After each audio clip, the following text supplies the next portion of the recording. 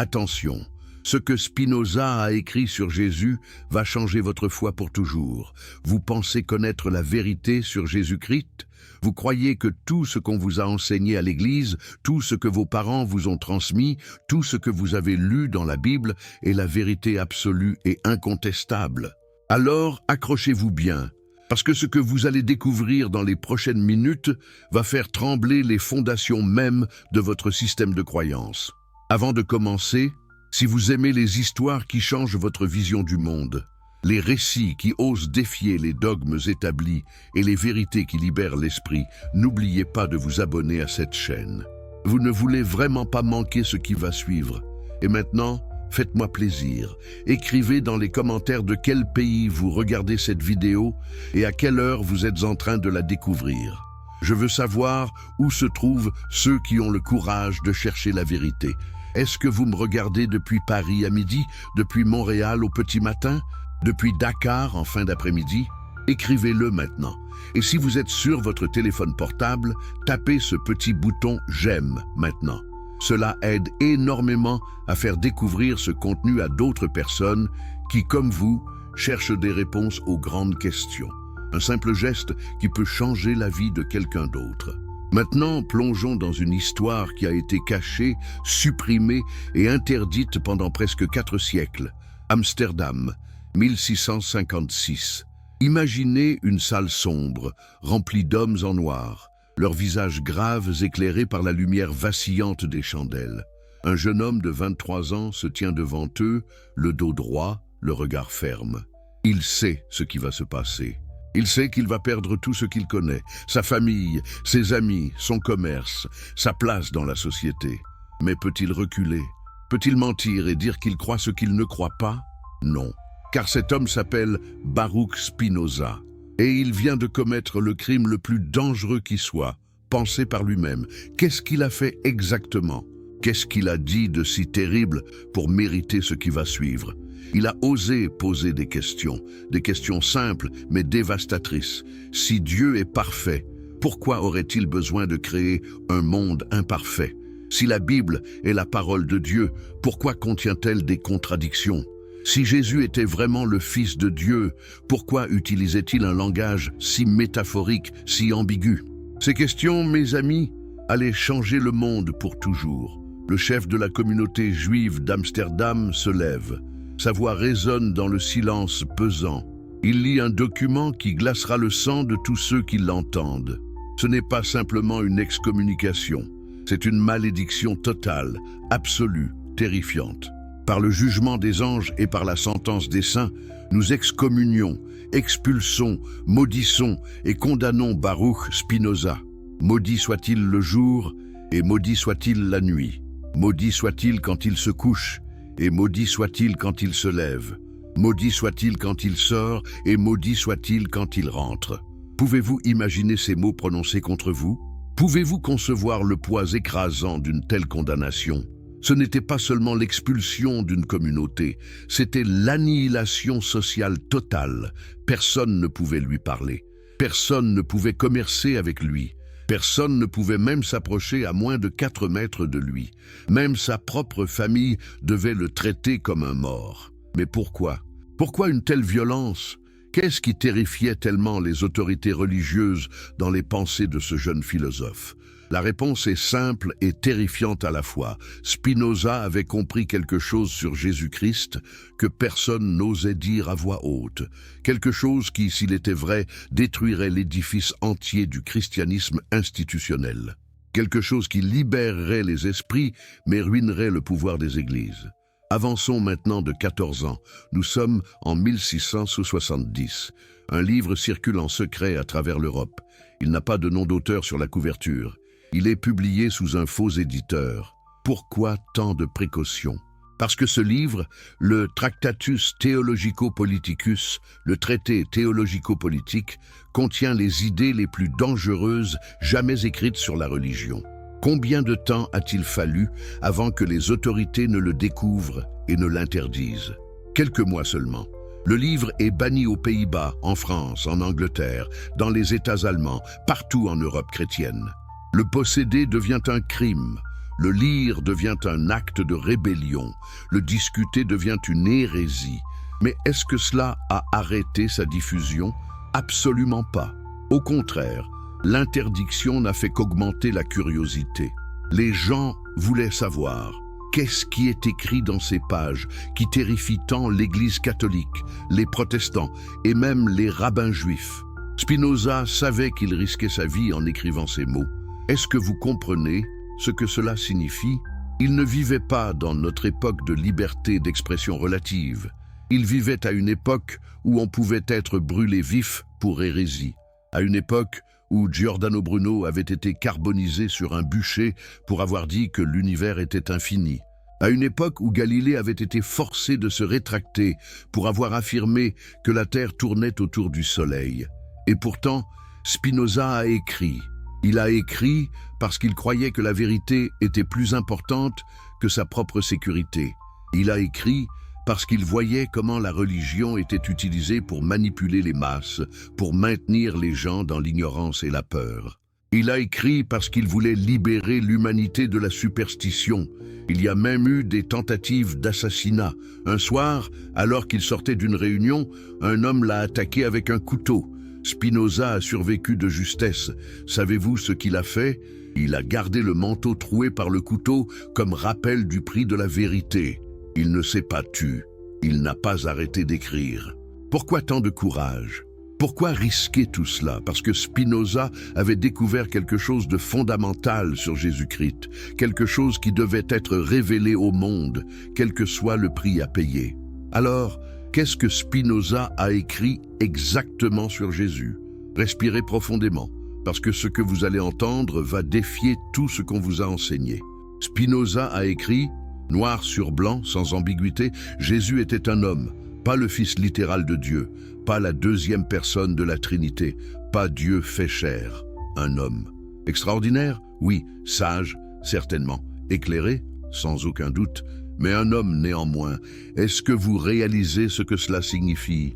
Cela signifie que toute la théologie chrétienne construite sur la divinité du Christ s'effondre comme un château de cartes. Cela signifie que la notion de sacrifice divin pour racheter les péchés de l'humanité perd son sens. Cela signifie que l'autorité de l'Église, qui prétend représenter Dieu sur terre, devient questionnable. Mais Spinoza ne s'est pas contenté d'affirmer cela. Il l'a prouvé par la logique pure, implacable, irréfutable.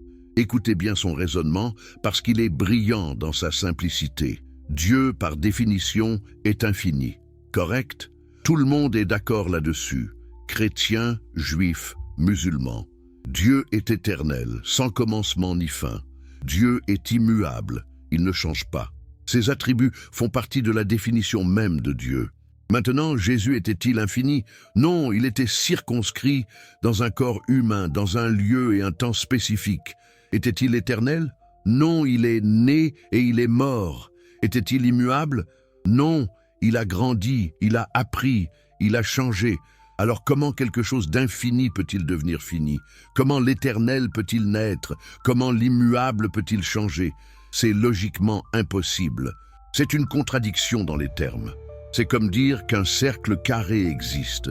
Est-ce que vous voyez la force de cet argument? Ce n'est pas une question de foi ou de révélation, c'est une question de cohérence logique. Et la logique, mes amis, ne ment jamais. L'Église répond: c'est un mystère de la foi, tu dois simplement croire sans comprendre. Mais Spinoza rejette cette réponse. Pourquoi? Parce que Dieu nous a donné la raison.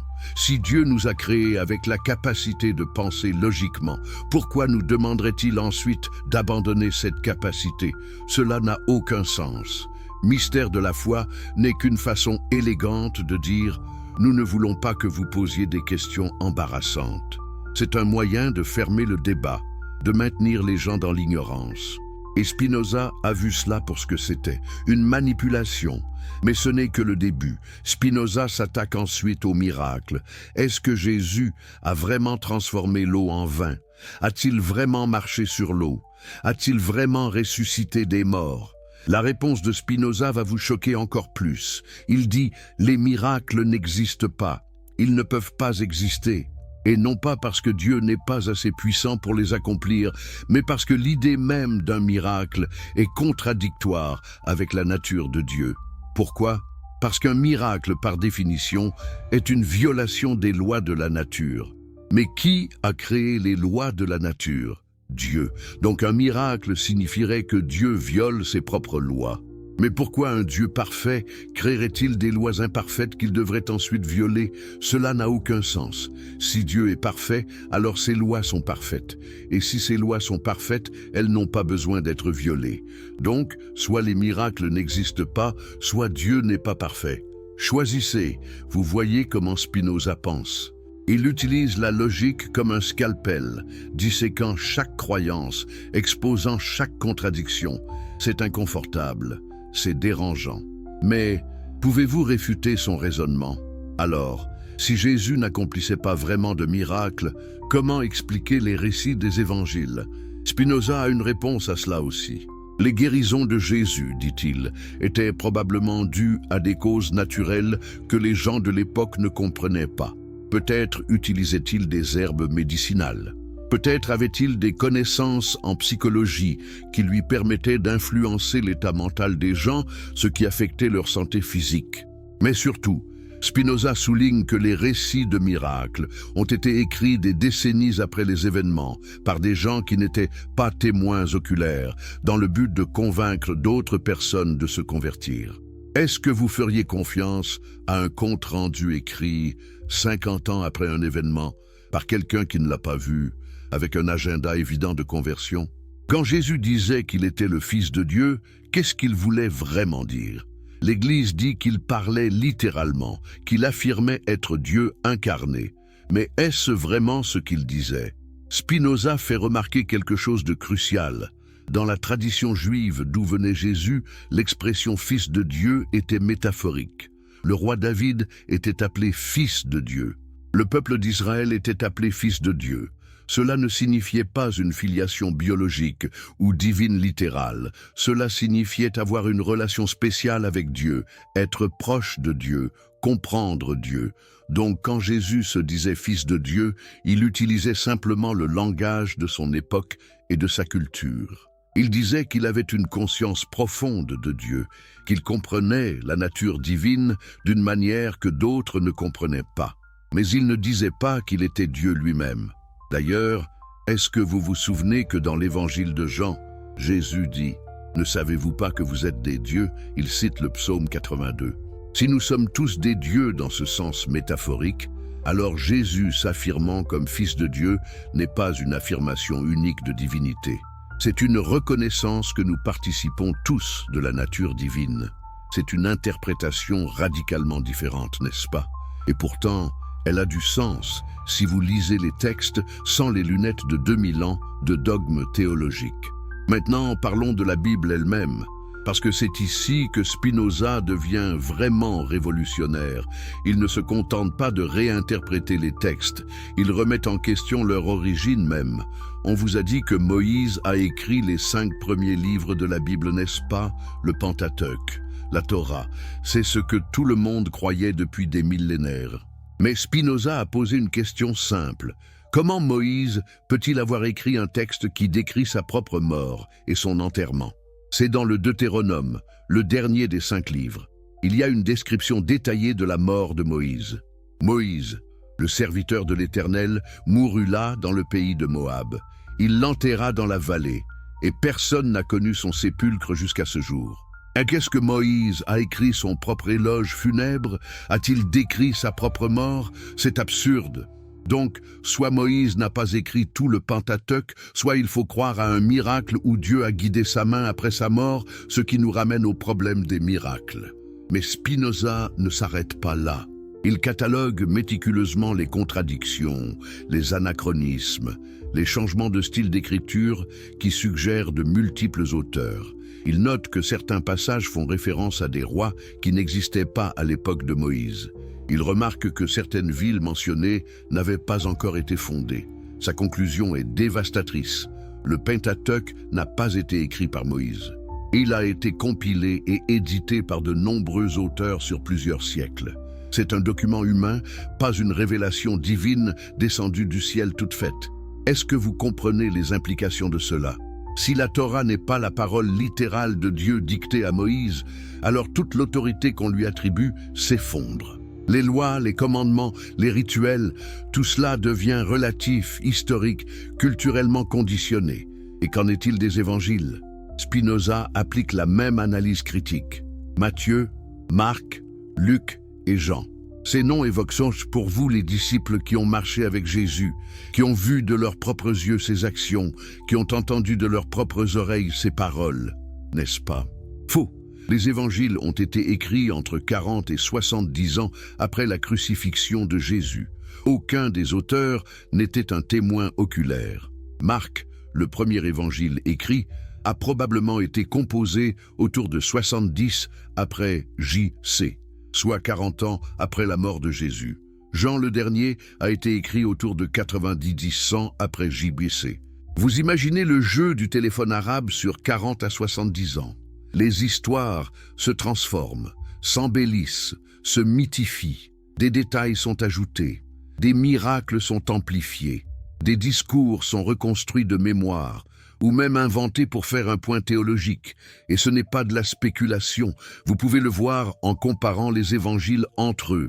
Prenons la résurrection, l'événement le plus important du christianisme.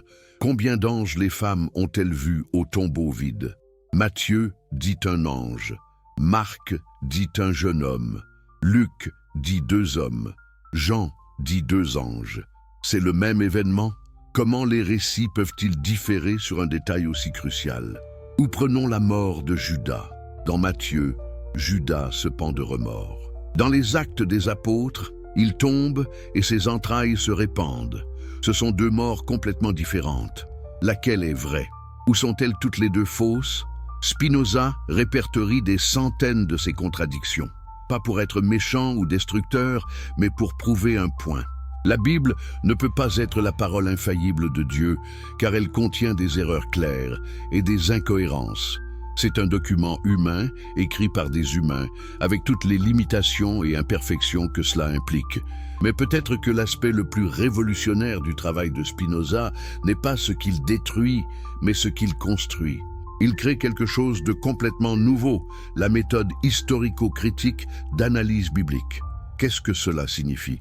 Cela signifie lire la Bible comme n'importe quel autre texte ancien, considérer le contexte historique dans lequel elle a été écrite, comprendre les motivations des auteurs, identifier les influences culturelles et philosophiques, reconnaître l'évolution des idées à travers le temps. Cette méthode, que Spinoza a inventée il y a 350 ans, est maintenant la norme dans toutes les universités sérieuses du monde. Tous les chercheurs bibliques modernes, même ceux qui sont croyants, utilisent cette approche. Spinoza a créé les outils intellectuels que nous utilisons encore aujourd'hui. Mais revenons à Jésus. Si Jésus n'était pas Dieu, s'il n'accomplissait pas vraiment de miracles, si les récits de sa vie sont remplis de contradictions et d'embellissements, que reste-t-il? Qui était vraiment Jésus? Spinoza répond: Jésus était un sage moral, un enseignant de l'éthique, un réformateur religieux qui a essayé de rappeler son peuple aux principes fondamentaux de la justice et de l'amour. Quel était le message central de Jésus selon Spinoza? Il ne s'agissait pas de doctrines compliquées sur la Trinité, le péché originel, la rédemption par le sang. C'était quelque chose de beaucoup plus simple et plus puissant. Aimez votre prochain et pratiquez la justice. C'est tout. Tout le reste, tous les rituels, tous les dogmes, toute la théologie complexe a été ajouté plus tard par l'Église. Jésus lui-même enseignait une spiritualité simple, directe, pratique. Regardez les enseignements que tout le monde s'accorde à dire sont authentiquement de Jésus. Aimez vos ennemis, donnez à manger aux affamés, visitez les prisonniers, ne jugez pas, de pardonner 70 fois 7 fois. Ce sont tous des préceptes moraux, des guides pour vivre une vie éthique. Jésus a-t-il jamais dit « Croyez que je suis la 2e personne de la Trinité » Non. A-t-il dit « Participez à l'Eucharistie tous les dimanches » Non. A-t-il établi une hiérarchie ecclésiastique avec des papes et des cardinaux? Non. Tout cela a été créé plus tard. Par qui? Par les apôtres, par Paul, par l'Église institutionnelle qui avait besoin de structures de pouvoir, de rituels de contrôle, de doctrines pour distinguer les croyants des hérétiques. Spinoza va même plus loin. Il suggère que Jésus était en fait contre la religion organisée de son époque. Qui Jésus critiquait-il le plus durement? Les pharisiens, les scribes, les prêtres du temple, les autorités religieuses. Il les appelait hypocrites. Il les accusait de placer des fardeaux lourds sur les épaules des gens. Il disait qu'ils fermaient le royaume des cieux aux hommes. Il les comparait à des sépulcres blanchis, beaux à l'extérieur, pourris à l'intérieur. Et qu'est-ce que Jésus a fait qui lui a valu d'être exécuté? Il a renversé les tables des changeurs d'argent dans le temple. Il a attaqué physiquement le centre du pouvoir religieux et économique. C'était un acte de rébellion, pas de piété. Donc, Spinoza voit Jésus comme un révolutionnaire spirituel qui rejetait la religiosité externe, les rituels vides, l'autorité cléricale. Il prêchait une spiritualité intérieure, personnelle, basée sur la conscience morale et l'amour actif.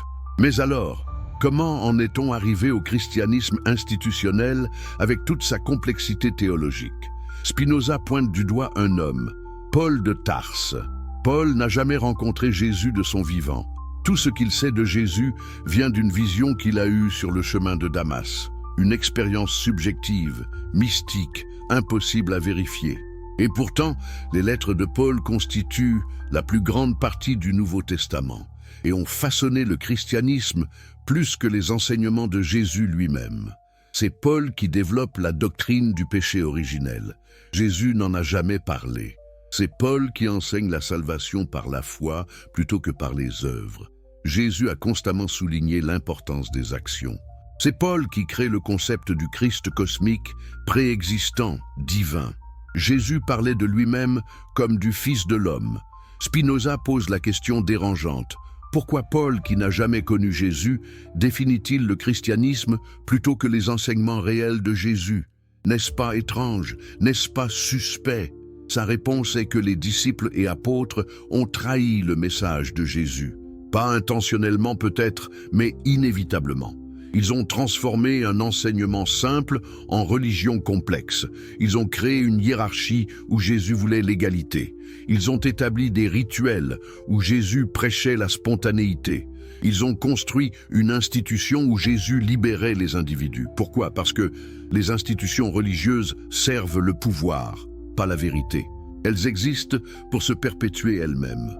Et pour se perpétuer, elles ont besoin de contrôle. Contrôle des croyances, contrôle des comportements, contrôle des esprits. Spinoza expose le mécanisme psychologique. L'Église utilise la peur de l'enfer et la promesse du paradis pour manipuler les masses. Elle dit aux gens qu'ils sont nés pécheurs, qu'ils ne peuvent pas se sauver eux-mêmes, qu'ils ont besoin de l'Église pour intercéder auprès de Dieu. C'est une forme brillante de contrôle social. Et cela fonctionne depuis 2000 ans. Pourquoi? Parce que les gens ont peur. Ils ont peur de la mort, ils ont peur du jugement, ils ont peur de l'inconnu. Et l'Église exploite cette peur. Mais Spinoza dit, vous n'avez pas besoin d'avoir peur. Vous n'avez pas besoin de l'Église pour être en relation avec Dieu. Vous n'avez pas besoin d'un prêtre pour vous pardonner. Vous n'avez pas besoin de rituels pour être spirituel. Tout ce dont vous avez besoin est votre raison et votre conscience morale. Utilisez votre intelligence pour comprendre le monde. Utilisez votre cœur pour pratiquer la justice et l'amour. C'est tout ce que Jésus enseignait vraiment. Vous venez de lire plus de 12 000 mots qui déconstruisent systématiquement tout ce qu'on vous a enseigné sur Jésus, la Bible et le christianisme. Est-ce que votre vision a changé? Est-ce que vous vous sentez libéré ou menacé? Écrivez-le dans les commentaires. Continuation du Rotero, français, 12 000 plus mots. Si vous venez de nous rejoindre, bienvenue dans cette exploration des vérités cachées que Spinoza a révélées sur Jésus-Christ. Avant de continuer, si vous êtes passionné par les histoires qui défient les conventions et qui osent questionner ce que tout le monde accepte sans réfléchir, abonnez-vous immédiatement à cette chaîne. Vous ne voulez vraiment pas manquer la suite. Et maintenant, dites-moi dans les commentaires, de quel pays nous regardez-vous en ce moment? À quelle heure est-il chez vous? Je veux savoir où se trouvent les esprits libres qui osent chercher la vérité. Marseille, Québec, Abidjan, Genève. Écrivez-le maintenant, je lis tous les commentaires. Si vous êtes sur votre téléphone, appuyez sur ce bouton « J'aime ». Un geste simple qui aide énormément à partager cette connaissance avec d'autres personnes qui en ont besoin. Maintenant, plongeons encore plus profondément dans ce que Spinoza a vraiment découvert. Imaginez que vous êtes dans la bibliothèque privée de Spinoza. C'est une petite pièce modeste à La Haye, où il vivait seul, gagnant sa vie en polissant des lentilles optiques. Pourquoi polir des lentilles? Parce qu'après son excommunication, aucun commerce respectable ne voulait l'employer. Il devait survivre avec ses mains tout en écrivant avec son esprit. Sur sa table, des manuscrits couverts de notes, des textes en hébreu, en latin, en néerlandais. La Bible ouverte à plusieurs endroits, annotée dans les marges. Et un document qu'il écrit en secret, un document qui va tout changer. Qu'est-ce qu'il découvre en lisant et relisant les évangiles avec un œil critique? Qu'est-ce qui devient évident quand on enlève les lunettes de la doctrine et qu'on lit simplement les mots tels qu'ils sont écrits? Il découvre que le message de Jésus était radicalement simple. Tellement simple qu'il a fallu 2000 ans de théologie complexe pour l'obscurcir complètement. Quand Jésus enseignait, qu'est-ce qu'il disait vraiment? Pas la version édulcorée que vous entendez à l'église le dimanche. Pas les phrases sorties de leur contexte et répétées comme des mantras vides. Mais le message brut, révolutionnaire, dangereux. Aimez vos ennemis. Pensez-y une seconde. Pas tolérez vos ennemis ou ignorez vos ennemis. Aimez-les, activement. C'est un commandement radical qui détruit toute la logique de la violence et de la vengeance. Si tout le monde aimait ses ennemis, que se passerait-il? Les guerres deviendraient impossibles. Les conflits religieux s'évaporeraient. La haine tribale disparaîtrait. C'est un enseignement révolutionnaire qui, s'il était vraiment appliqué, transformerait le monde. Mais est-ce que l'Église enseigne vraiment cela? Combien de guerres ont été menées au nom du Christ? Combien de croisades, d'inquisitions, de massacres? L'Église a béni des armées, sanctifié des conquêtes, justifié des génocides, tout en prétendant suivre un homme qui disait « Aimez vos ennemis ». Voyez-vous la contradiction monstrueuse? Spinoza la voyait, et il se demandait comment les disciples de Jésus ont-ils pu trahir si complètement son message? Donner à manger aux affamés. Encore une fois, c'est simple et direct. Pas prier pour les affamés. Pas envoyer vos pensées positives aux affamés. Donnez-leur de la nourriture. Action concrète, aide matérielle. Jésus ne parlait pas de salut dans l'au-delà. Il parlait de justice, ici et maintenant. Il disait que vous serez jugés sur vos actions, pas sur vos croyances. J'ai eu faim et vous m'avez donné à manger. J'ai eu soif et vous m'avez donné à boire. J'étais étranger et vous m'avez accueilli. Remarquez ce qui est absent de cette liste. Il ne dit pas « vous avez cru en ma divinité ». Il ne dit pas « vous êtes venu à l'église tous les dimanches ». Il ne dit pas « vous avez récité le bon credo ». Il parle uniquement d'action morale, d'aide concrète aux autres. Spinoza comprend que pour Jésus, la religion n'était pas une question de doctrine à croire, mais de valeur à vivre. Ce n'était pas théorique, mais pratique. Ce n'était pas intellectuel, mais éthique. Alors pourquoi l'Église a-t-elle transformé cela en système complexe de dogmes? Pourquoi les conciles ont-ils passé des siècles à débattre de la nature de la Trinité, de la relation entre les deux natures du Christ, de la procession du Saint-Esprit? La réponse de Spinoza est cynique mais convaincante. Parce que les dogmes complexes créent le besoin d'experts, et les experts ont du pouvoir. Si le salut dépend de croire exactement les bonnes choses sur des questions théologiques complexes, alors vous avez besoin de l'Église pour vous dire quoi croire. Vous devenez dépendant. Mais si le salut dépend simplement d'aimer votre prochain et de pratiquer la justice, alors n'importe qui peut le faire sans intermédiaire. Vous n'avez pas besoin d'un prêtre, vous n'avez pas besoin d'une institution. Vous êtes libre. Et c'est exactement ce que les institutions religieuses ne peuvent pas tolérer, votre liberté. Regardez comment Jésus parlait du royaume de Dieu. Qu'est-ce que cela signifiait pour lui? L'Église dit que c'est le paradis après la mort, un lieu littéral avec des rues en or où vous irez si vous êtes bon chrétien. Mais est-ce vraiment ce que Jésus disait? Lisez ces paroles. Le royaume de Dieu ne vient pas de manière à frapper les regards. On ne dira point « il est ici » ou « il est là ». Car voici, le royaume de Dieu est au-dedans de vous, pas dans le ciel, pas dans le futur, maintenant, ici, à l'intérieur. Spinoza interprète cela comme une vérité psychologique et spirituelle profonde. Le royaume de Dieu est un état de conscience. C'est quand vous vivez en harmonie avec les principes éternels de l'amour et de la justice. C'est quand votre esprit est en paix parce que vous faites ce qui est juste. C'est quand vous expérimentez la joie qui vient d'une vie vertueuse. Vous n'avez pas besoin de mourir pour atteindre cet état. Vous n'avez pas besoin d'attendre une seconde venue du Christ. Vous pouvez l'expérimenter maintenant, aujourd'hui, dans cette vie. Mais bien sûr, si l'Église enseignait cela, elle perdrait son pouvoir de vous contrôler par la peur de l'enfer et la promesse du paradis. Elle perdrait sa capacité à différer votre bonheur jusqu'après la mort. Elle perdrait son monopole sur le salut. Pensez à ce que Jésus faisait dans les évangiles. Avec qui passait-il son temps? Pas avec les prêtres et les religieux. Pas avec les purs et les pieux. Il mangeait avec les collecteurs d'impôts. Il parlait aux prostituées. Il touchait les lépreux. Il accueillait les pécheurs. Et quand les pharisiens le critiquaient pour cela, que disait-il? Ce ne sont pas les bien portants qui ont besoin de médecins, mais les malades. Je ne suis pas venu appeler les justes, mais les pécheurs. Voyez-vous le renversement radical des valeurs? Jésus rejette la religiosité extérieure, la pureté rituelle, le jugement moral. Il embrasse les marginaux, les rejetés, les considérés impurs par la société. C'était révolutionnaire, c'était dangereux, et c'est exactement pour cela qu'il a été exécuté. Les autorités religieuses ne l'ont pas tué parce qu'il prétendait être Dieu. Elles l'ont tué parce qu'il menaçait leur pouvoir. Il disait que vous n'avez pas besoin du temple, vous n'avez pas besoin des sacrifices. Vous n'avez pas besoin de la médiation des prêtres. Vous pouvez avoir une relation directe avec Dieu. C'est de l'hérésie ultime pour toute institution religieuse. Parce que si les gens n'ont pas besoin de vous, vous n'avez plus de raison d'exister. Spinoza voit tout cela clairement. Et il se demande, si nous revenions au message simple de Jésus, si nous enlevions toutes les couches de dogmes et de rituels ajoutés par l'Église, que resterait-il ? Il resterait une éthique universelle de l'amour et de la justice. Quelque chose que n'importe qui peut pratiquer, qu'il soit chrétien, juif, musulman, bouddhiste ou athée. Quelque chose qui ne nécessite aucune croyance surnaturelle, aucun rituel magique, aucune autorité cléricale.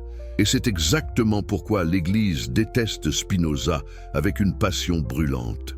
Transportons-nous maintenant à Rome, au Vatican, dans les années qui suivent la publication du traité théologico-politique. Des cardinaux âgés en robe rouge se réunissent dans des salles somptueuses. Ils ont lu le livre de Spinoza, ou plutôt, ils l'ont fait lire par des experts et ont reçu des rapports sur son contenu. Qu'est-ce qui les terrifie tant? Ce n'est pas seulement que Spinoza dit des choses qu'ils considèrent fausses, c'est qu'il expose le mécanisme même de leur pouvoir. Il montre comment l'Église utilise la peur comme outil de contrôle. Comment elle crée artificiellement des besoins qu'elle seule peut satisfaire. Comment elle maintient les gens dans l'ignorance pour préserver son autorité. Imaginez si tout le monde lisait Spinoza.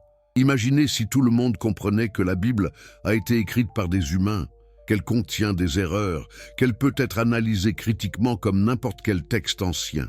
Imaginez si tout le monde réalisait qu'ils n'ont pas besoin de prêtres pour parler à Dieu, qu'ils n'ont pas besoin de l'Église pour être sauvés. Que se passerait-il?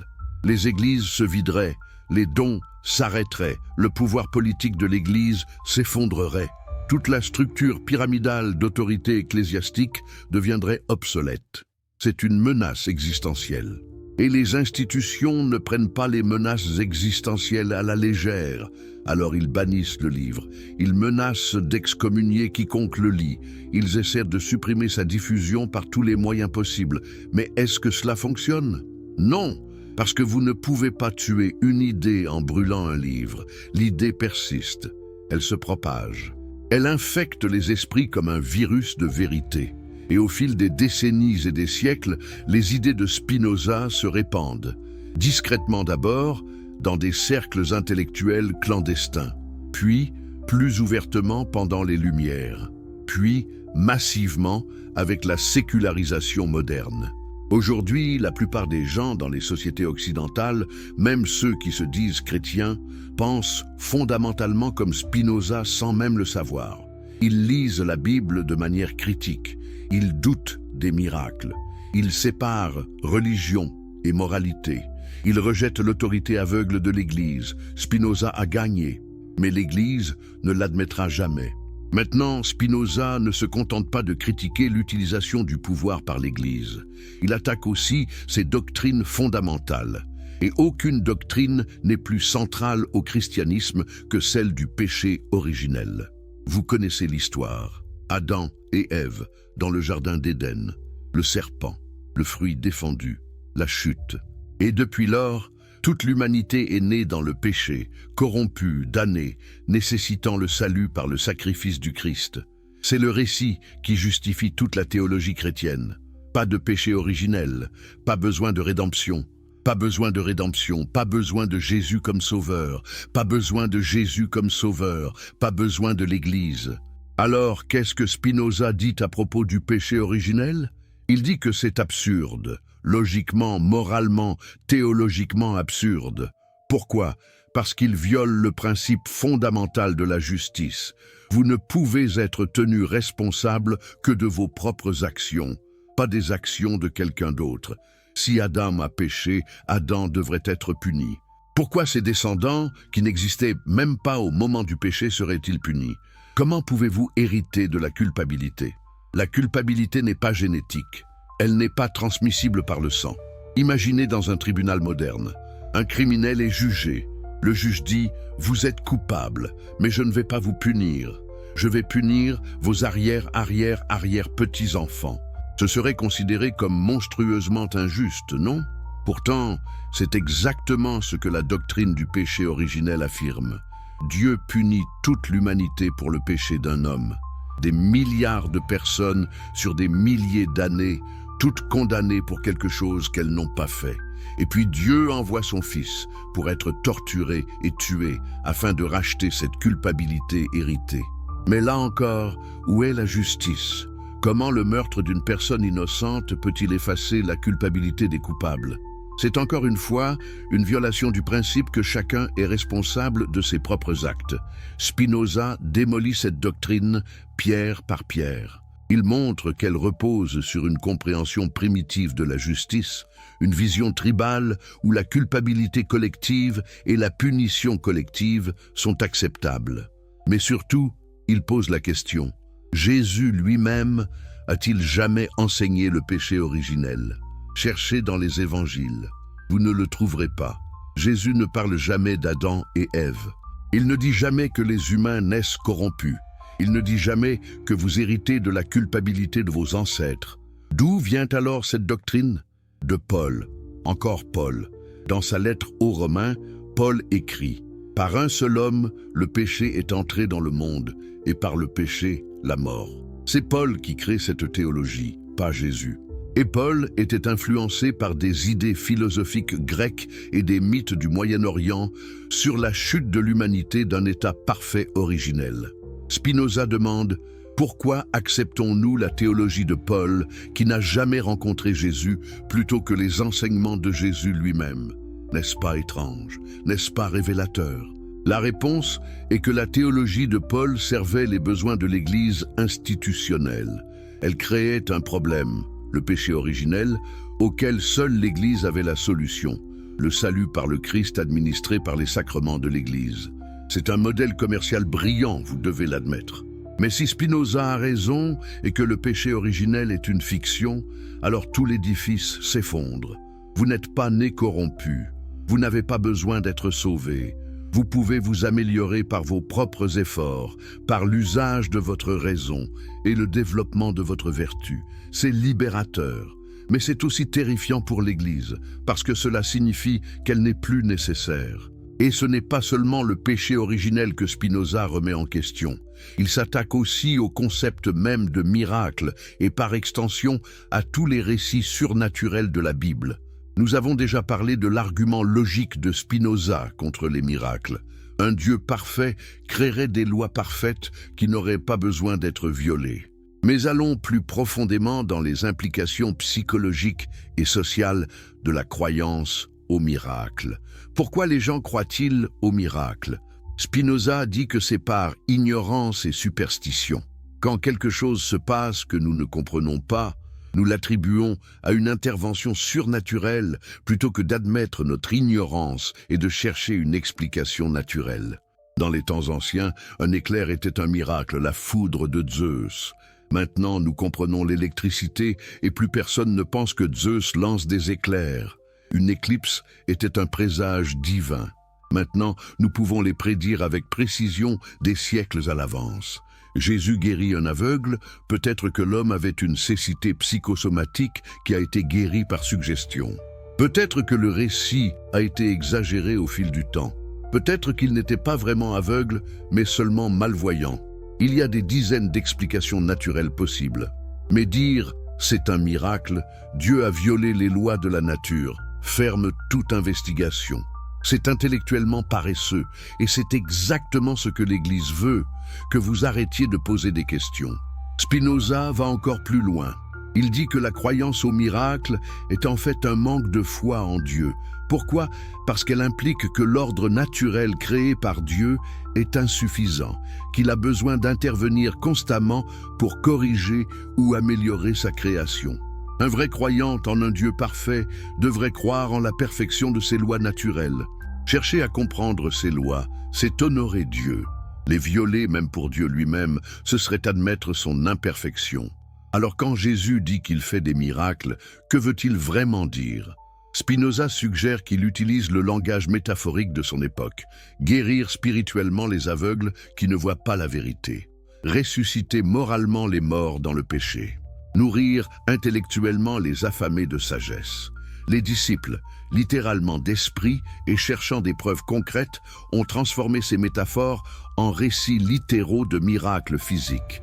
Et l'Église, voyant le pouvoir de ces histoires pour impressionner et contrôler les masses, les a préservées et amplifiées. Mais quel est le résultat? Des générations de personnes qui croient que la foi signifie accepter l'impossible, abandonner la raison, croire des choses absurdes simplement parce qu'une autorité le dit. Spinoza rejette cela totalement. Pour lui, la vraie foi utilise la raison. Dieu nous a donné l'intelligence pour nous en servir, pas pour l'ignorer. Chercher la vérité par la raison n'est pas un manque de foi, c'est la plus haute forme de piété. Maintenant, parlons de Paul plus directement. Parce que si vous voulez comprendre comment le message de Jésus a été transformé en quelque chose de complètement différent, vous devez comprendre Paul. Qui était Paul? Un pharisien strict qui persécutait les premiers disciples de Jésus. Il n'a jamais rencontré Jésus de son vivant. Tout ce qu'il sait de Jésus vient d'une vision mystique sur le chemin de Damas, une expérience que personne d'autre ne peut vérifier. Et pourtant, ces lettres constituent la majorité du Nouveau Testament. Ces idées ont façonné le christianisme plus profondément que les enseignements de Jésus lui-même. Comment est-ce possible? Comment un converti tardif, qui n'a jamais connu Jésus, peut-il définir la religion de Jésus? Spinoza voit cela comme l'une des grandes ironies et tragédies de l'histoire. Le message de Jésus a été détourné par quelqu'un qui ne l'avait jamais entendu prêcher. Comparons ce que Jésus enseignait avec ce que Paul enseignait. Les différences sont frappantes. Jésus parlait constamment d'actions, d'œuvres, de comportements concrets. Donnez à manger aux affamés, visitez les malades, aimez vos ennemis. Votre salut dépend de ce que vous faites. Paul dit exactement le contraire, car c'est par la grâce que vous êtes sauvés, par le moyen de la foi. Et cela ne vient pas de vous, c'est le don de Dieu. Ce n'est point par les œuvres, afin que personne ne se glorifie. Vous voyez la contradiction. Jésus dit que les œuvres sont essentielles. Paul dit que les œuvres ne comptent pas. Seule la foi compte. Pourquoi Paul enseigne-t-il cela? Spinoza suggère que c'est stratégique. Si le salut dépend des œuvres, alors les Juifs qui suivent la Torah ont un avantage. Mais Paul veut convertir les gentils, les non-juifs. Alors il crée une théologie où les œuvres de la loi ne sont pas nécessaires. Tout ce dont vous avez besoin est la foi en Jésus comme Christ. C'est brillant d'un point de vue missionnaire. Cela rend la conversion facile. Vous n'avez pas besoin de changer votre comportement, d'apprendre des lois complexes, de modifier votre vie. Vous devez juste croire, et l'Église vous dira exactement quoi croire. Mais est-ce ce que Jésus voulait? Regardez le jugement dernier tel que décrit par Jésus dans Matthieu 25. Le roi sépare les brebis des boucs. À quoi ressemble-t-il? À leurs croyances? Non, à leurs actions. J'ai eu faim et vous m'avez donné à manger. Venez, vous qui êtes bénis de mon Père. J'ai eu faim et vous ne m'avez pas donné à manger. Retirez-vous de moi, maudit. Nulle part, Jésus ne dit « Vous avez cru que j'étais Dieu incarné, venez au paradis » ou « Vous n'avez pas cru au bon dogme, allez en enfer ». C'est uniquement basé sur les actions morales. Mais l'Église suit Paul, pas Jésus. Pourquoi? Parce que la théologie de Paul donne à l'Église le pouvoir de définir ce qu'est la foi correcte. Si le salut dépend de croire exactement les bonnes choses, alors l'Église qui définit ces choses a un pouvoir immense. Un autre exemple, Jésus était juif.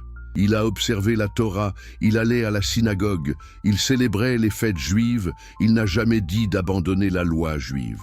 Au contraire, il dit explicitement dans Matthieu 5, « Ne croyez pas que je sois venu pour abolir la loi ou les prophètes, je suis venu non pour abolir, mais pour accomplir. » Mais Paul dit que la loi est obsolète, que les chrétiens n'ont pas besoin de la suivre.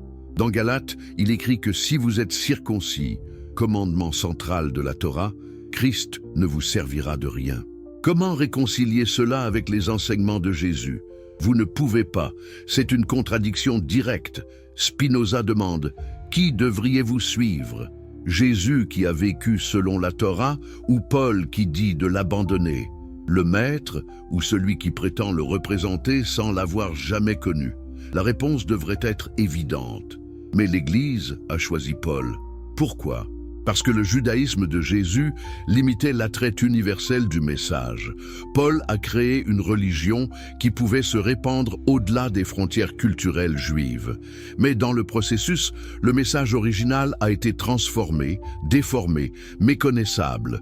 Paul transforme aussi Jésus lui-même. Pour Jésus, il était le Fils de l'homme, un terme qui en araméen signifie simplement être humain, ou peut-être le prophète attendu. C'est humble, terrestre. Mais Paul crée le concept du Christ cosmique, une figure préexistante, divine, par qui toutes choses ont été créées. Dans Colossiens, Paul écrit que Jésus est l'image du Dieu invisible, le premier-né de toute la création. Car en lui ont été créées toutes les choses. Cela ressemble-t-il à quelque chose que Jésus aurait dit de lui-même? Non.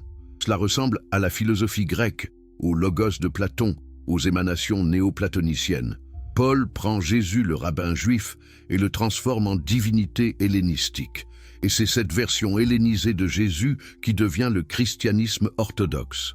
Les conciles de Nicée et de Chalcédoine codifient la christologie de Paul, pas les enseignements de Jésus. Spinoza voit tout cela comme une trahison. Pas nécessairement malveillante. Paul croyait probablement sincèrement ce qu'il enseignait, mais une trahison néanmoins. Le message simple et radical de Jésus, « Aimez-vous les uns les autres, pratiquez la justice », a été remplacé par une théologie complexe de nature divine, de sacrifice expiatoire, de salut par la foi. Et pourquoi? Pour que l'Église puisse avoir du pouvoir. Pour qu'elle puisse définir qui est sauvé et qui ne l'est pas, pour qu'elle puisse excommunier les hérétiques et brûler les dissidents. Si nous revenions au Jésus historique, si nous enlevions toutes les couches de théologie paulinienne, que trouverions-nous? Un homme qui défendait les pauvres contre les riches, un homme qui critiquait les autorités religieuses, un homme qui enseignait une éthique radicale d'amour universel, un homme, en d'autres termes, que l'Église moderne crucifierait encore s'il revenait aujourd'hui, parce que Jésus menaçait le pouvoir. Et l'Église, malgré toutes ses prétentions, est fondamentalement une institution de pouvoir. Elle a plus en commun avec les pharisiens que Jésus critiquait qu'avec Jésus lui-même. Voilà pourquoi Spinoza est si dangereux. Il expose tout cela. Il montre comment le message a été déformé, comment l'institution a trahi le fondateur, comment la quête de pouvoir a corrompu la quête de vérité. Et une fois que vous voyez cela, vous ne pouvez plus l'ignorer. Votre vision du christianisme change pour toujours. Êtes-vous encore avec moi? Êtes-vous prêt pour ce qui vient ensuite? Parce que nous n'avons pas encore fini. Il y a encore tellement plus à découvrir sur ce que Spinoza a révélé. Dans les commentaires, dites-moi, est-ce que cette analyse change votre vision de Paul? Est-ce que vous voyez maintenant la différence entre ce que Jésus enseignait et ce que l'Église enseigne? Écrivez vos pensées, je veux savoir ce que vous ressentez. Continuation finale du Roteiro, français 12. Le Dazodoi plus mot. Vous êtes encore là? Alors vous faites partie des rares personnes qui ont le courage de remettre en question tout ce qu'on leur a enseigné. Félicitations. Avant d'aller plus loin dans cette révélation finale sur Spinoza et Jésus, si vous aimez les histoires qui libèrent l'esprit et qui osent dire ce que personne n'ose dire, abonnez-vous maintenant à cette chaîne. Ne laissez pas passer cette connaissance. Et maintenant, écrivez dans les commentaires. De quel pays nous regardez-vous? Quelle heure est-il chez vous en ce moment? Je veux créer une carte mondiale des esprits libres. Paris, Bruxelles, Kinshasa, Port-au-Prince, Alger, écrivez-le. Si vous êtes sur mobile, tapez ce bouton « J'aime » maintenant. Vous n'imaginez pas à quel point cela aide à partager cette vérité avec des milliers d'autres personnes qui en ont besoin. Maintenant, préparez-vous. Ce qui suit va non seulement changer votre compréhension de Jésus, mais peut-être votre conception même de Dieu et de l'univers. Nous avons vu comment Spinoza a démoli le Jésus divin de l'Église. Nous avons vu comment il a exposé la manipulation institutionnelle. Mais maintenant, la question ultime se pose. Si le Dieu personnel du christianisme n'existe pas, si Jésus n'était qu'un homme, alors qu'est-ce que Dieu? Qu'est-ce qui reste? La réponse de Spinoza va vous stupéfier par sa radicalité et sa beauté à la fois. Imaginez Spinoza dans sa petite chambre à La Haye. C'est la nuit. Une seule chandelle éclaire sa table de travail. Il écrit son chef-d'œuvre, l'Éthique, un livre qu'il n'osera jamais publier de son vivant tant il est révolutionnaire. Ses mains tremblent-elles en écrivant ces mots? Sait-il qu'il est en train de redéfinir Dieu lui-même? Il écrit 3 mots en latin qui vont changer la philosophie pour toujours. Deus sive natura. Dieu, c'est-à-dire la nature. Attendez, relisez cela. Dieu est la nature. La nature est Dieu. Ce ne sont pas deux choses séparées, c'est la même réalité. Comprenez-vous ce que cela signifie? Il n'y a pas de Dieu au-dessus de l'univers, regardant vers le bas, jugeant, intervenant, punissant, récompensant. Il n'y a pas de vieux barbu sur un trône dans les nuages. Il n'y a pas de royaume céleste séparé du monde matériel. Il y a seulement la réalité totale, l'univers lui-même, la nature dans toute son étendue infinie. Et cela, dit Spinoza, c'est Dieu. Est-ce de l'athéisme? Les contemporains de Spinoza l'accusaient d'être athée. Mais Spinoza répondait non, je ne nie pas Dieu, je le comprends correctement. Vous êtes ceux qui insultez Dieu en le réduisant à un tyran anthropomorphique avec des émotions humaines et des caprices humains. Pensez-y, le Dieu traditionnel du christianisme ressemble étrangement à un roi humain, n'est-ce pas? Il veut être adoré. Il se met en colère quand on lui désobéit. Il punit ses ennemis. Il récompense ses fidèles. Il est jaloux. Il se repent même parfois de ses décisions. N'est-ce pas suspect? N'est-ce pas révélateur que Dieu ait exactement les mêmes traits psychologiques qu'un monarque humain? Spinoza dit que c'est parce que les humains ont créé Dieu à leur image, et non l'inverse. Nous avons projeté nos propres traits sur l'univers. Nous avons imaginé un Dieu qui pense comme nous, ressent comme nous, désire comme nous. Mais le vrai Dieu, la nature infinie, n'a rien de ces limitations. Le Dieu de Spinoza n'a pas d'émotion parce que les émotions impliquent le changement et Dieu est éternel et immuable. Le Dieu de Spinoza ne fait pas de choix parce que tout découle nécessairement de sa nature parfaite. Le Dieu de Spinoza ne juge pas parce que tout ce qui existe fait partie de Dieu lui-même. Est-ce que cela vous semble froid, impersonnel, distant, peut-être au début, mais réfléchissez plus profondément. Si Dieu est la nature et que vous êtes partie de la nature, alors vous êtes partie de Dieu. Pas métaphoriquement, littéralement. Votre existence est une expression de l'existence divine. Votre conscience est une manifestation de la conscience cosmique. Vous n'êtes pas séparé de Dieu, vous êtes en Dieu, par Dieu, de Dieu. Voyez-vous à quel point c'est radical? Il n'y a plus de fossé entre vous et le divin. Il n'y a plus besoin de médiation, de prêtre, de sacrement. Vous êtes déjà connecté à Dieu de la manière la plus intime possible parce que vous êtes littéralement fait de la substance divine. Et maintenant, revenons à Jésus. Qu'est-ce que cela signifie pour comprendre Jésus dans ce contexte spinoziste? Spinoza suggère que Jésus avait peut-être une intuition de cette vérité. Quand Jésus parlait de Dieu comme Père, il ne se référait pas à un vieil homme dans le ciel. Il se référait à la source infinie de toute existence, la totalité de l'être. Quand Jésus disait « Le Père et moi sommes un », l'Église a interprété cela comme une affirmation de divinité unique. Mais peut-être que Jésus disait simplement ce que les mystiques de toute tradition ont toujours dit. « Je comprends que je ne suis pas séparé de la source de toute existence. Je suis une vague dans l'océan infini de Dieu. » Et quand il disait « Vous êtes des dieux », peut-être essayait-il de transmettre cette même vérité à ses disciples. Vous aussi, vous êtes expression de la divinité. Vous aussi, vous participez de l'être infini. Mais les disciples, formés dans la pensée religieuse traditionnelle juive, ne pouvaient pas comprendre cette vision radicale. Ils l'ont traduite dans les termes qu'ils connaissaient. Messie, Fils de Dieu, Sauveur. Ils ont transformé une intuition mystique en dogme religieux. Alors qu'est-ce que cela signifie de suivre Jésus, selon Spinoza? Cela ne signifie pas croire qu'il était Dieu incarné. Cela ne signifie pas accepter qu'il est mort pour vos péchés.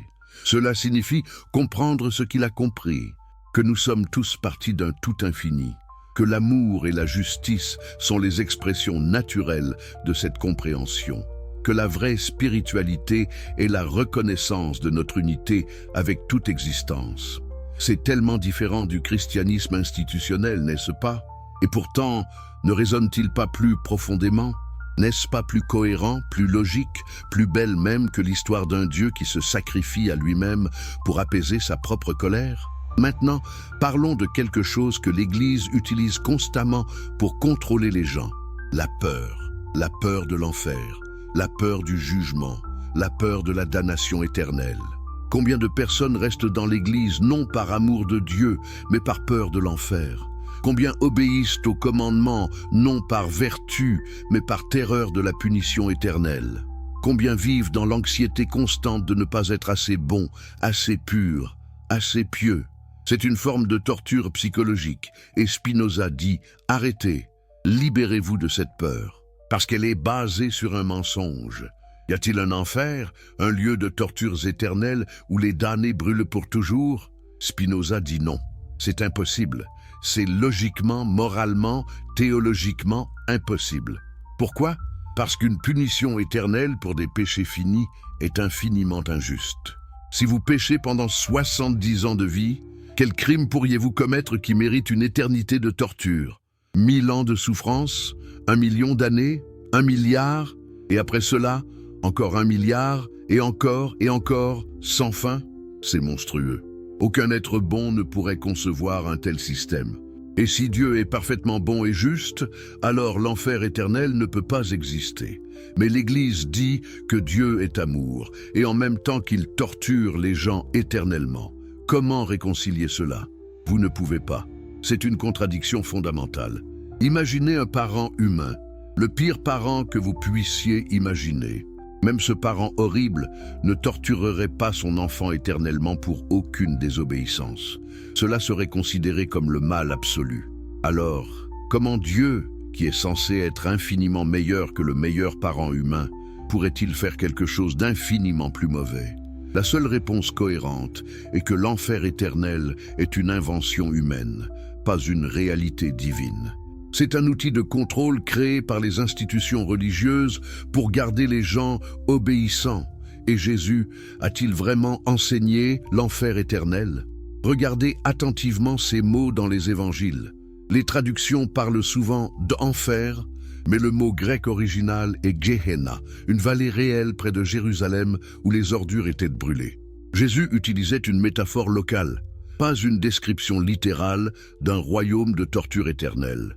Quand il parle du feu éternel, utilise-t-il le langage apocalyptique métaphorique commun dans le judaïsme de son époque? Les prophètes utilisaient constamment des images de feu et de destruction pour parler de conséquences morales, pas de torture littérale après la mort. Spinoza dit « Libérez-vous de cette peur. Il n'y a pas de jugement après la mort parce qu'il n'y a pas de après la mort dans le sens traditionnel. Qu'est-ce qui se passe quand vous mourrez? Vous retournez à la nature infinie dont vous êtes venu. Votre corps se décompose et devient nourriture pour d'autres formes de vie. Vos atomes se dispersent et forment de nouvelles structures. Votre énergie se transforme mais ne disparaît jamais.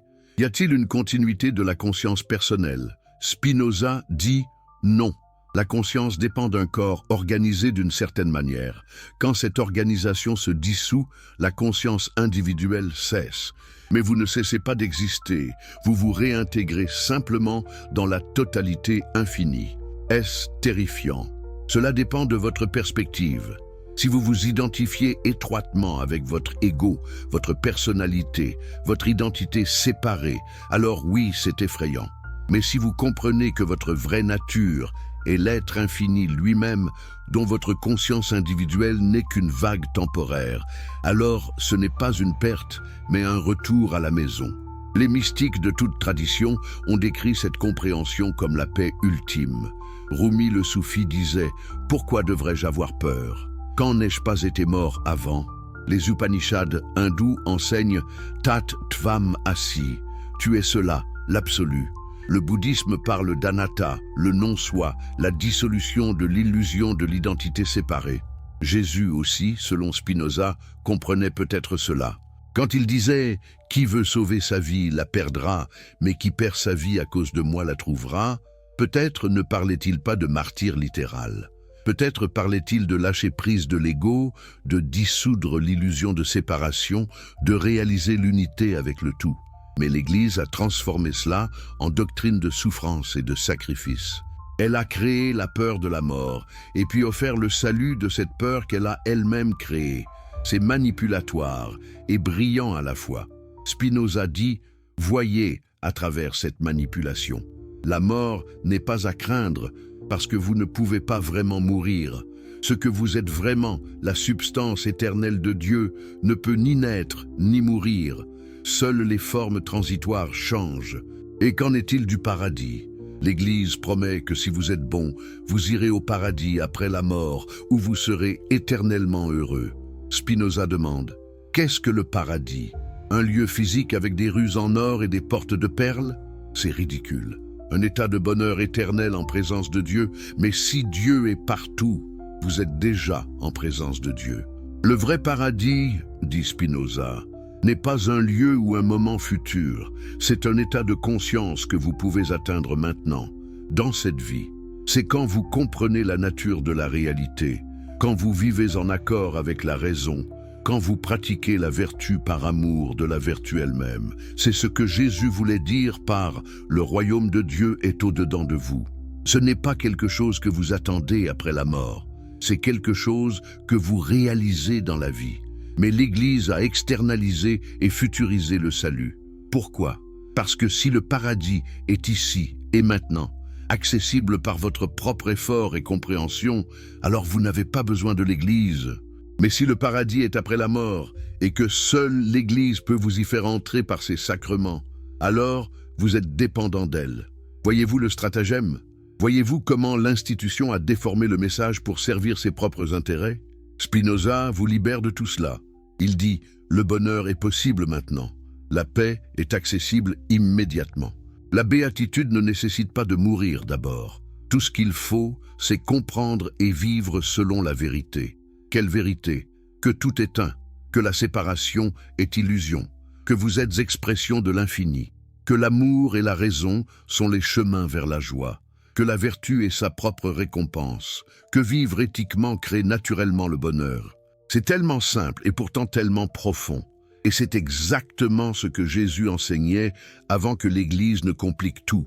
Maintenant, parlons de la liberté. Pas la liberté au sens politique, mais la liberté philosophique et spirituelle. L'Église enseigne le libre arbitre, n'est-ce pas? Vous êtes libre de choisir entre le bien et le mal. C'est pourquoi vous êtes responsable de vos péchés. C'est pourquoi Dieu peut justement vous punir. Mais Spinoza nie le libre arbitre. Il dit que tout est déterminé par les lois de cause à effet. Rien ne se passe par hasard ou par choix libre. Tout découle nécessairement des causes antérieures. Est-ce que cela vous choque? Est-ce que cela vous semble nier la responsabilité humaine? Attendez. Écoutez l'explication complète avant de juger. Spinoza dit « Vous pensez que vous choisissez librement parce que vous êtes conscient de vos désirs, mais ignorant des causes de ces désirs. C'est comme une pierre qui tomberait et qui, si elle était consciente, croirait qu'elle choisit de tomber parce qu'elle désire tomber. Mais en réalité, elle tombe par nécessité selon les lois de la gravité. De même, vous désirez certaines choses et agissez sur ces désirs. Vous êtes conscient des désirs, mais pas de la chaîne infinie de causes qui ont produit ces désirs. Alors vous pensez que vos actions sont libres. Mais est-ce vraiment un problème? Spinoza dit que la vraie liberté n'est pas l'absence de causalité. C'est la compréhension de la causalité. C'est agir selon votre propre nature, plutôt que d'être contraint par des forces externes. Quand vous agissez par compréhension rationnelle de ce qui est bon pour vous, vous êtes libre. Quand vous êtes poussé par des émotions que vous ne comprenez pas, par des peurs irrationnelles, par des superstitions, vous êtes esclave. Jésus était-il libre? Dans le sens spinoziste, oui. Pas parce qu'il pouvait miraculeusement choisir de violer les lois de la nature, mais parce qu'il comprenait sa vraie nature et agissait en accord avec elle. Il n'était pas contrôlé par la peur, par le désir de plaire aux autorités, par l'attachement aux biens matériels. Il agissait selon sa compréhension de la justice et de l'amour. C'est la vraie liberté. Et elle est accessible à tous. Vous n'avez pas besoin d'être le Fils de Dieu. Vous devez simplement comprendre qui vous êtes vraiment et vivre selon cette compréhension. L'Église dit que vous êtes pécheur, faible, incapable de vous améliorer sans l'aide divine. Spinoza dit que c'est un mensonge qui vous maintient dépendant. Vous avez en vous la capacité de raison, de vertu, de joie. Utilisez-la. Mais alors, qu'en est-il de la moralité? Si tout est déterminé, si nous n'avons pas de libre arbitre au sens traditionnel, comment peut-il y avoir bien et mal? Spinoza a une réponse sophistiquée. Le bien est ce qui préserve et améliore votre être. Le mal est ce qui le détruit ou le diminue. Ce n'est pas arbitraire, pas basé sur des commandements divins, mais sur la nature même de l'existence. Pourquoi est-il bon d'aimer votre prochain? Pas parce que Dieu le commande et vous punira si vous ne le faites pas, mais parce que l'amour crée des connexions, construit des communautés, génère du bonheur. Cela améliore votre existence et celle des autres. Pourquoi est-il mauvais de tuer? Pas parce que c'est sur une liste de commandements, mais parce que cela détruit l'existence, crée la souffrance, génère la peur et la méfiance qui corrodent la société. La moralité découle de la nature de la réalité, pas de décrets arbitraires. Et parce qu'elle est basée sur la réalité, elle est universelle. Vous n'avez pas besoin d'être chrétien pour comprendre que l'amour est meilleur que la haine. Vous n'avez pas besoin de croire en Dieu pour savoir que la justice est préférable à l'injustice. Et c'est exactement ce que Jésus enseignait. Ses préceptes moraux, aimez vos ennemis, pardonnez, soyez compatissants, ne dépendent pas de croyances théologiques. Ils sont universellement valables parce qu'ils sont basés sur la nature humaine et la réalité sociale. Un athée qui vit selon ces principes est plus proche de l'esprit de Jésus qu'un chrétien qui croit tous les dogmes mais ne pratique pas l'amour et la justice. Spinoza serait d'accord avec cela. Et l'Église, elle condamnerait l'athée et louerait le chrétien hypocrite. Voyez-vous pourquoi Spinoza est si dangereux pour l'institution religieuse? Il sépare la moralité de la religion. Il montre que vous pouvez être bon sans croire. Il expose le fait que la religion organisée n'est pas nécessaire à la vertu. Maintenant, avançons dans le temps. Nous sommes en 1677. Spinoza a 44 ans. Il meurt de tuberculose, sa santé minée par des années de pauvreté et le travail de polissage de lentilles qui remplissait ses poumons de poussière de verre. Sur son lit de mort, refuse-t-il ses idées? Demande-t-il pardon à l'Église? Retourne-t-il au Dieu personnel qu'il a nié toute sa vie? Non, il meurt en paix, entouré de quelques amis fidèles, cohérents avec ses principes jusqu'à la fin. Ses derniers manuscrits, incluant l'éthique, sont publiés anonymement après sa mort. Et puis ses idées commencent leur longue marche à travers l'histoire. D'abord, condamnation universelle. Catholiques et protestants s'accordent pour une fois. Spinoza est le plus dangereux athée qui ait jamais vécu. Ses livres sont interdits partout. Même mentionner son nom favorablement peut vous mettre en danger. Mais les idées ne peuvent pas être tuées. Elles se propagent secrètement. Des philosophes les lisent en cachette. Des penseurs commencent à questionner. Les Lumières arrivent. Au XVIIIe siècle, Spinoza devient le héros secret des philosophes radicaux. Voltaire le lit, Diderot l'admire. Les encyclopédistes utilisent ses méthodes. La critique biblique qu'il a inventée devient mainstream dans les universités. Au XIXe siècle, les chercheurs commencent à appliquer les méthodes de Spinoza à l'étude historique de Jésus. Ils cherchent le Jésus historique derrière les mythes et légendes. Et qu'est-ce qu'ils trouvent? Exactement ce que Spinoza avait dit. Un sage juif, un réformateur moral, pas un Dieu incarné. David Friedrich Strauss écrit « La vie de Jésus en 1835, appliquant l'analyse critique aux évangiles ». Ernest Renan écrit « Vie de Jésus en 1863, présentant Jésus comme figure purement humaine ». Albert Schweitzer, en 1906, résume la quête du Jésus historique et confirme que le Jésus des évangiles est largement mythique. Tous ces chercheurs marchent dans les pas de Spinoza. Il a ouvert la voie. Il a montré que c'était possible de questionner, d'analyser, de penser critiquement sur la religion. Au XXe siècle, ces idées deviennent tellement normales dans le monde académique qu'on oublie presque à quel point elles étaient révolutionnaires. Maintenant, dans n'importe quelle université respectable, même des universités théologiques, les étudiants apprennent que la Bible a été écrite par de multiples auteurs humains, qu'elle contient des erreurs, qu'elle doit être lue dans son contexte historique. Spinoza a gagné le débat intellectuel, complètement, totalement. Les méthodes qu'il a créées sont maintenant le standard. Mais est-ce que l'Église l'admet? Est-ce qu'elle dit « Désolé Spinoza, vous aviez raison ». Nous avions tort. Bien sûr que non. Dans les bancs des églises, on enseigne toujours les vieux dogmes. On dit toujours aux enfants que Jésus était Dieu, que la Bible est infaillible, que vous devez croire sous peine d'aller en enfer. Il y a une division étrange dans le christianisme moderne. Dans les séminaires et universités théologiques, les futurs prêtres et pasteurs apprennent la critique biblique, apprennent que beaucoup d'histoires sont mythiques. Mais puis, dans leurs églises, ils prêchent comme si tout était littéralement vrai. Pourquoi? Parce qu'ils pensent que les gens ordinaires ne peuvent pas gérer la vérité, qu'ils ont besoin des mythes simples. Que détruire la foi littérale détruirait la morale. Mais Spinoza dirait que c'est condescendant et faux. Les gens peuvent gérer la vérité, ils ne sont pas aussi fragiles que l'Église le pense. Et la vraie moralité ne dépend pas de croire des mythes. Elle découle de la compréhension de la réalité. Regardez le monde aujourd'hui. Dans les pays les plus sécularisés, Scandinavie, Pays-Bas, République tchèque, où la croyance religieuse traditionnelle est très faible, est-ce que la moralité s'effondre? Non. Ces pays ont souvent moins de crimes, plus d'égalité, meilleur bien-être social que les pays très religieux. Cela prouve le point de Spinoza. Vous n'avez pas besoin de religion pour être bon.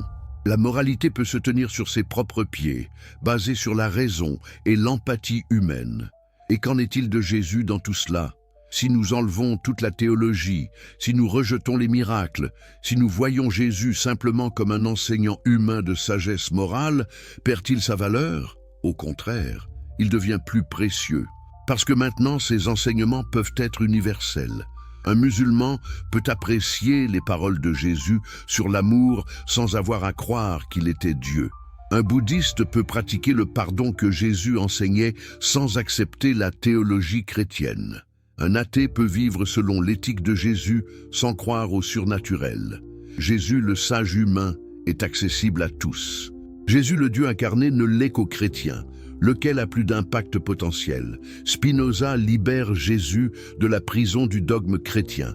Il le rend à l'humanité entière. Il montre que le message compte plus que la messager, que les enseignements importent plus que la mythologie. Et cela, finalement, est peut-être l'héritage le plus important de Spinoza. Non pas qu'il a détruit la foi, mais qu'il l'a transformée. Il a montré qu'on peut avoir de la révérence pour Jésus sans le diviniser, qu'on peut être spirituel sans être religieux, qu'on peut aimer Dieu en aimant la vérité. Alors, où en sommes-nous maintenant, presque 350 ans après la mort de Spinoza? L'Église existe toujours. Des millions de personnes croient toujours aux doctrines traditionnelles, mais les fissures s'élargissent. De plus en plus de gens questionnent, de plus en plus de gens quittent les églises. De plus en plus de gens cherchent une spiritualité basée sur la raison plutôt que sur l'autorité. Les nonnes, ceux qui ne s'identifient à aucune religion, sont le groupe religieux qui croit le plus rapidement dans le monde occidental. Pourquoi? Parce que les vieilles histoires ne résonnent plus. Parce que les gens ne peuvent plus accepter les contradictions. Parce qu'ils veulent une vision du monde cohérente avec ce qu'ils savent de la science et de l'histoire. Et quand ils cherchent des alternatives, où peuvent-ils aller? Certains deviennent athées matérialistes complets. Mais beaucoup cherchent quelque chose de plus, une spiritualité sans superstition, une vision du divin compatible avec la raison.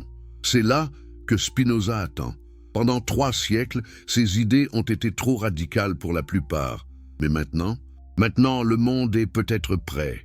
L'idée que Dieu est la nature, que nous sommes tous partis de l'infini, que la moralité découle de la raison, que la vraie spiritualité est la compréhension plutôt que la foi aveugle. Tout cela semble moins fou maintenant. En fait, cela ressemble à ce que beaucoup de personnes pensantes cherchent. Une façon d'être spirituelle sans abandonner leur intelligence, une façon d'honorer le mystère de l'existence sans croire des choses absurdes. Et Jésus, dans cette vision spinoziste, Jésus redevient pertinent, pas comme objet de culte, mais comme exemple, pas comme sauveur surnaturel, mais comme enseignant de sagesse, pas comme Dieu, mais comme humain qui a compris quelque chose de profond sur la réalité et l'éthique. Vous pouvez suivre Jésus sans être chrétien. Vous pouvez honorer ses enseignements sans accepter la christologie de l'Église. Vous pouvez voir en lui un modèle de vie vertueuse, sans croire qu'il est né d'une vierge ou ressuscité des morts. C'est libérateur, n'est-ce pas?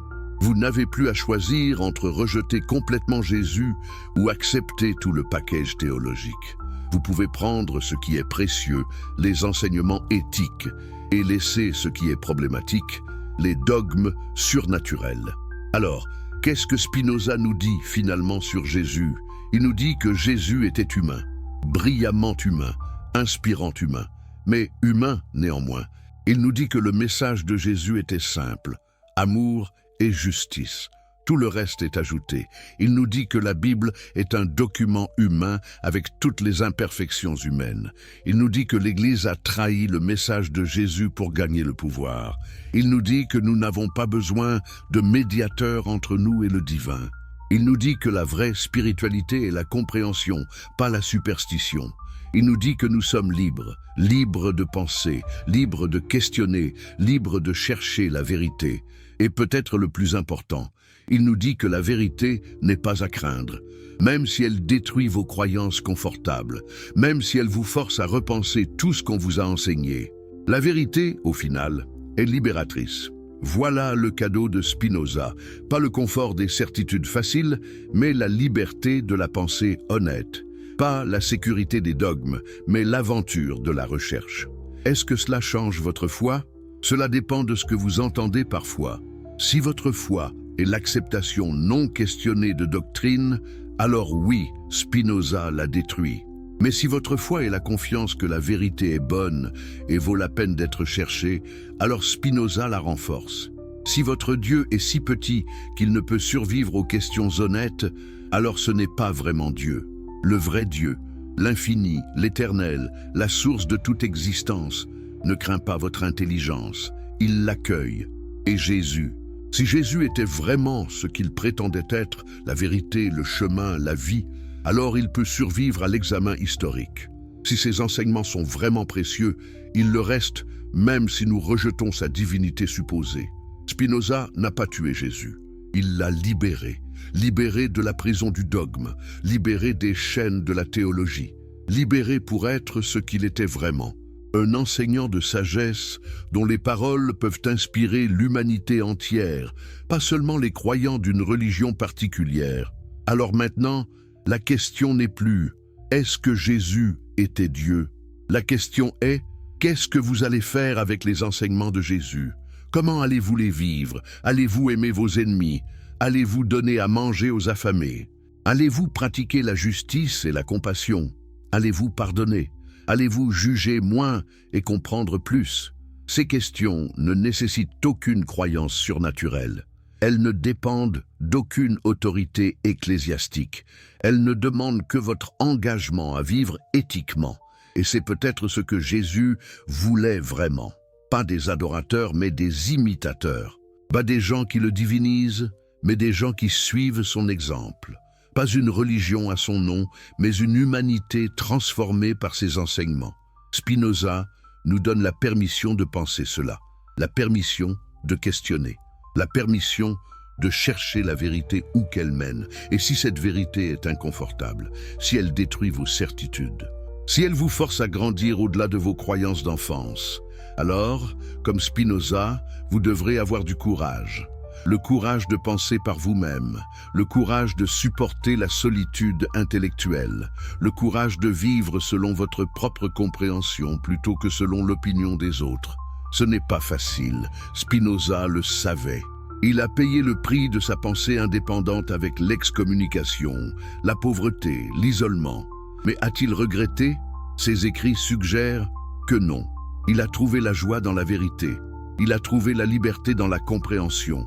Il a trouvé la paix dans la vie vertueuse. Et vous, qu'est-ce que vous allez choisir?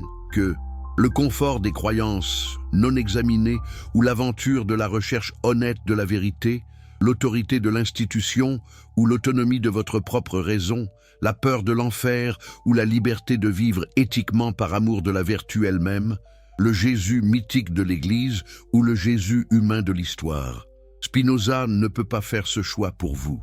Personne ne peut. C'est votre vie, votre esprit, votre voyage. Mais il vous a donné les outils pour penser clairement. Il a montré que c'est possible de questionner même les croyances les plus sacrées.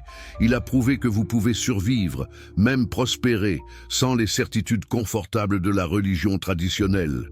Tout ce qui reste est votre décision. Allez-vous avoir le courage de suivre la vérité où qu'elle mène, même si elle vous emmène loin de tout ce qui vous est familier? Si oui, alors bienvenue dans la compagnie des esprits libres. Bienvenue dans le voyage que Spinoza a commencé il y a 350 ans et qui continue aujourd'hui. Le voyage n'a pas de destination finale. Il n'y a pas de réponse ultime et définitive. Il y a seulement la recherche constante, l'ouverture honnête, le questionnement courageux. Et peut-être, juste peut-être, c'est exactement ce que Jésus enseignait quand il disait « Cherchez et vous trouverez. Frappez et on vous ouvrira. » Pas chercher dans les livres saints, pas frapper aux portes de l'Église, mais chercher la vérité avec votre propre intelligence. Frappez aux portes de la compréhension avec votre propre raison. Et ce que vous trouverez ne sera peut-être pas ce que vous attendiez, mais ce sera vôtre, authentiquement vôtre. Et cela fait toute la différence. Voilà ce que Spinoza a écrit sur Jésus. Voilà comment cela peut changer votre foi, non pas en la détruisant nécessairement, mais en la transformant, en la rendant honnête, en la rendant rationnelle, en la rendant vraie. Le reste dépend de vous.